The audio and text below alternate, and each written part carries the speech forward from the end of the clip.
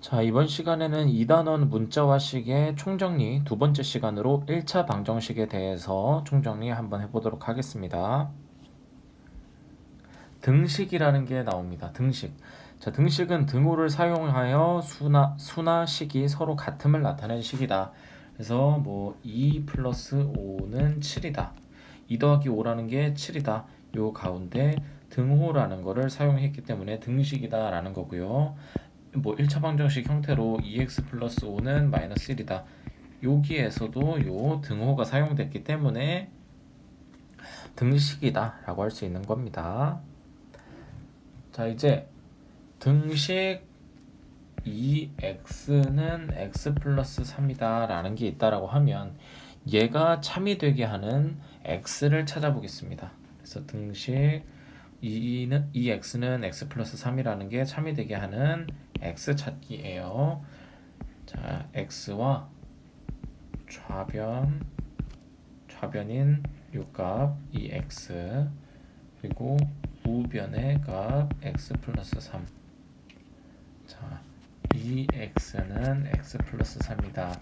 지금 이렇게 표 칸을 한번 나눠 볼게요. 자, x가 1, 2, 3, 4로 달라짐에 따라서 좌변 2x는 어떻게 달라지냐면 x가 1일 때 2x는 2. 이 x자리에다가 1을 대입하는 거예요. x자리에다 2를 대입하면 2는 4, 3이 6, 4, 2, 8. 우변 x 플러스 3이다 라는 거는 x에다 1 대입하면 1 더하기 3이니까 4, 여기 2 더하기 3이니까 5, 이런 식으로 3 더하기 3, 6, 4 더하기 3, 7. 자, 그러면 이 x는 x 플러스 3이다 라는 게 같게 나온 건 x가 3일 때 좌변 2x가 6, 우변 x 플러스 3이 6. 요 때만 참이 되고 나머지는 거짓인 상황입니다. 거짓인 상황이다. 그래서 우리가 참이 되게 하는 x값은 3이다 라고 말해주는 거예요. 그래서 이 방정식의 해는 x는 3이다 이런 식으로 말을 해주면 되는 겁니다.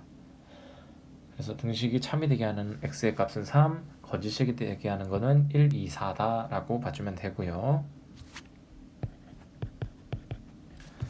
자, 다음을 봐보겠습니다.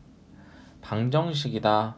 방정식은 x의 값에 따라 참이 되기도 하고 거짓이 되기도 하는 등식을 방정식이라고 하고요. 미지수다 라는 거는 자, 방정식에 있는 문자 x를 가지고 미지수라고 말합니다. 우리 방정식에 있는 문자 x. 해 또는 근이라고 하는 거는 방정식을 참이 되게 하는 미지수의 값이다 라는 거고요.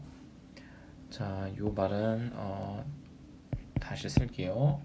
3x-8은 x 플러스 2다 라는 어떤 식이 있다고 해봅시다. 자, 얘는 x에 대한 방정식이고요. 이 방정식의 해는 x는 5다 라고 말할 수 있는 거예요. 요거 우리가 서로 이항하고 뭐 하는 거 배웠었어요. x 관련된 거 좌변으로, 숫자 관련된 건 우변으로 이항을 했던 거, 그 방식으로 따르다 보면 x는 5다 라고 해를 구할 수 있었습니다. 항등식이라는 게 또 나와요. 항등식. 미지수에 어떤 수를 대입하여도 항상 참이 되게 하는 등식이다. 예를 들어 뭐 x 더하기 2x는 3x다. 요거는 x에다 어떤 숫자를 넣어도 다 참이 되게 되어 있어요. 뭐 예를 들어서 x에다 1을 넣었다고 해볼게요. 그럼 1 더하기 2는 3이다 이런 말이고, x에다 2를 대입하면 2 더하기 4는 6이다 라고 되어 있는 거예요. 저 위에 것도 참이 되고 아래 것도 참이 되죠. x값은 다른 게 들어갔지만 다 참이 된다. 그런 거 항등식이라고 합니다. 자, 이제 등식의 성질 첫 번째, 덧셈과 뺄셈에 관한 내용입니다. 등식의 양변에 같은 수를 더하여도 등식은 성립한다. 등식의 양변에 같은 수를 빼어도 등식은 성립한다 라는 게 있었어요. 자, 여기에 A는 B다 라는 상황일 때 A는 B이면 A 더하기 C는 B 더하기 C다 라는 게 있었습니다. A와 B가 같으면 같은 숫자를 더했을 때 등식이 성립한다. A는 B일 때 A 빼기 C, B 빼기 C도 같다. 같은 수를 빼주어도 등식은 성립한다 라는 거였어요. 그래서 이렇게 평형을 이루고 있는 저울에 똑같은 애를 더해주면 여기 삼각형을 똑같이 더해주면 똑같이 평형을 이루고 있고, 이렇게 네모 두 개 삼각형, 동그라미 삼각형인 거에서 거꾸로 같은 무게를 빼주었을 때 이렇게 네모 두 개와 동그라미 하나 평형을 이루고 있다. 요 지금 상황을 그림으로 이렇게 보여준 거예요. 등식의 성질 두 번째입니다. 자, 아까 더하기 빼기 했으니까 이제 곱하기 나누기가 나오는 거예요. 그래서 등식 양변의 같은 수를 곱하여도 등식은 성립한다. 0이 아닌 같은 수로 나누어도 등식은 성립한다. 그래서 A든 B다 이런 상황일 때 A에다가 C를 곱한 AC, B에다가 C를 곱한 BC, 얘네가 서로 등식이 성립한다. 같은 수를 곱해주면 등식이 성립한다. 아래 나누기 볼게요. A가 B다. A는 B일 때 C분의 A, C분의 B, 얘네는 서로 같다. 자, 단 C라는 애는 0이 아니다 라는 조건이 있습니다. 단 C는 0이 아니다. 분모가 0이 되는 건 중학교 때 배우지 않아요. 그래서 C는 0이 아니다 라고 말하는 겁니다. 그래서 곱하기 2를 똑같이 해주던지 곱하기 2분의 1을 해주던지 이런 애들은 서로 평형을 이루고 있다라는 겁니다. 그래서 등식이 있으면 같은 수를 더하기, 빼기, 곱하기, 나누기 다 해도 등식은 성립한다라는 겁니다. 같은 수를 그렇게 계산을 해줘야 된다라는 거고요. 자, 등식의 성질을 이용하여 방정식의 해 구하기. 등식의 성질을 이용하여 x에 대한 방정식을 x는 어떤 숫자 이런 꼴로 고쳐서 그 해를 구할 수 있다. 2항이 나옵니다. 2항. 자, 등식의 성질에서 나오게 되는 거예요. 2항이라는 거는 원래 같은 수를 빼도 된다고 했었죠. 자, 원래 얘가 어떻게 나오는 애냐면은 x 더하기 6은 3이다. 얘를 양쪽에다가 똑같이 빼기 6 빼기 6 해주는 거예요. 그래서 x 더하기 6 빼기 6은 3 빼기 6이다. 그래서 더하기 6과 빼기 6이 사라지니까 x는 3 빼기 6 계산해서 마이너스 3이다. 이렇게 계산이 되는 건데, 우리 요게 서로 사라져 버리니까 얘는 없어지고 이렇게 없어져 버리고 뒤에 갑자기 마이너스 6이 튀어나오게 보이게 되죠. 그래서 이걸 왼쪽에 플러스 6이었던 게 없어지면서 이동이 돼서 마이너스 6으로 되었다. 이렇게 2항이다. 항을 이사했다. 항을 이동시켰다. 그래서 2항이다 라는 말을 쓰는 거예요. 그래서 2항에서 중요한 점은 그 반대쪽 항이 있던 애가 넘어갔더니 부호가 반대로 바뀌었다. 숫자는 똑같지만 부호가 반대로 바뀌었다.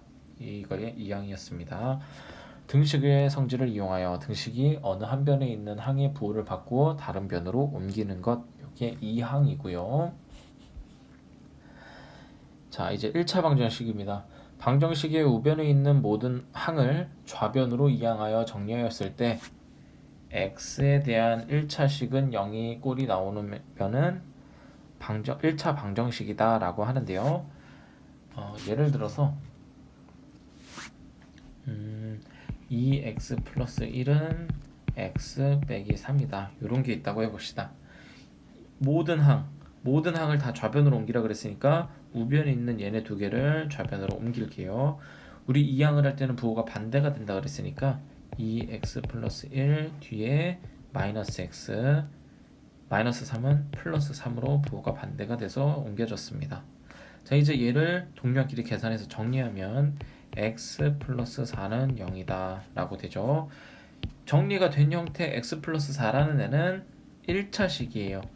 최고차항이 1차니까 그러면 1차식이 나왔고 이거는 0이다 라는 꼴, 는 0의 꼴이라는 게 요 말이에요.